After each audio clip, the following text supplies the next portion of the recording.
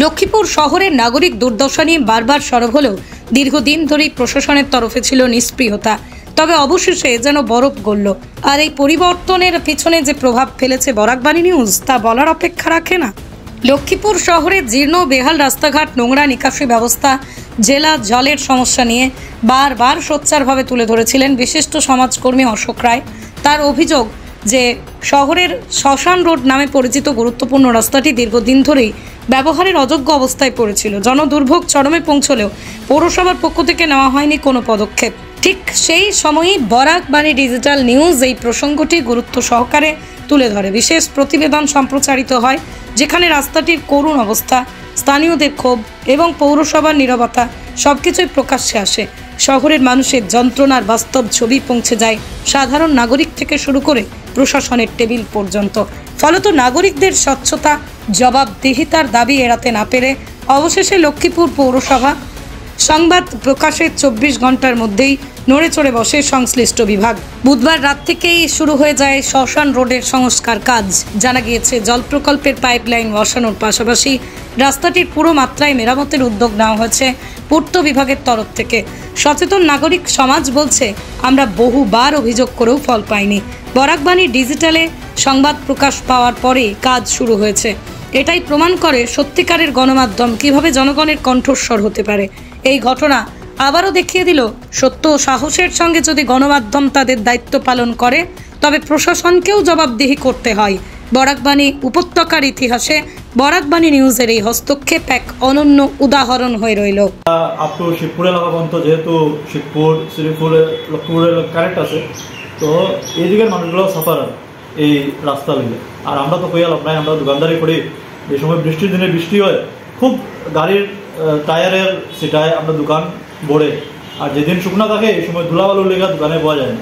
আমরা নিজের রাস্তার জল মানে 3 টাইম সকাল থেকে শুরু করিয়া বিকাল পর্যন্ত। নরেন্দ্র মোদীজির সরকার ডেভেলপমেন্টের বাকি আমরা যারা আমরা রাজ্যই দেখি অথবা আমরা দেশের দিকে দেখলে, আর নীতিন গাডকারি যে রাস্তার মন্ত্রী, আমরা দেখি বিভিন্ন 6 লেন 8 লেনের রাস্তা, বিভিন্ন বড় বড় প্রজেক্ট 2000-2500 কোটি টাকার একটা রাস্তার প্রজেক্ট হয়।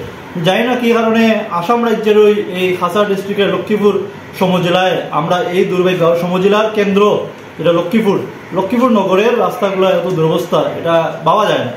কোনো যোগাযোগ নাই, যারা পৌরপতি আছে অথবা যারা পৌর সদস্য আছে এরা লগে কোনো আপনার কানেক্টিভিটি নাই। একবার গিয়ে খোঁজখবর নেওয়া নাই যে এই রাস্তা দিকে মানুষ চলতে পারে, চলাফেরা করতে পারেনি। এমনকি এই সোশ্যাল মিডিয়া আপনার সার্কেল অফিসার, বর্তমান সার্কেল অফিসার ঋতুপর্ণা বদ্রা, তাইনও এই গলিতেই থাকেন এবং অনেকে এই গলিতে আপনার আমাদের কোর্টের ম্যাজিস্ট্রেট হয়তো এই গলিতে থাকেন ভাড়া। হ্যাঁ, আর বাকি বাইরে থেকে যারা আয়, আমরা দোকানদারি করি, অনেক মানুষ আয়, তো অনেকভাবে আমরা ছিঁচি দেয় লক্ষ্মীপুরে।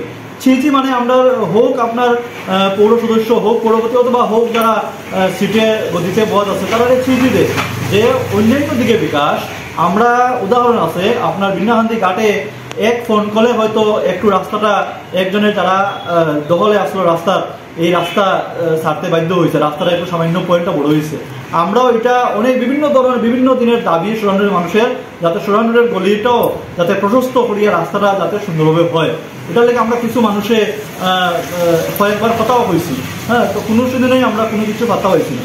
আমরা এমন আছে যে এই গলিতে 2-3টা মন্দির আছে, হ্যাঁ, একটা মহাবিদ্যালয় আছে, একটা বালিকা বিদ্যালয় আছে। হ্যাঁ, আপনার বিভিন্ন এই কানেক্টিভিটি NH লোকে মিলিত, ন্যাশনাল হাইওয়ে লোকে মিলিত এই রোডটা। হ্যাঁ, অনেক সময় আমরা অনেকভাবে আমরা যারা নেতা অথবা যারা লোকাল যারা আছেন তারা কথা বলার চেষ্টা করছি, কোনো ধরনের সদুত্তর আমরা পাইছি না কোনো সময়।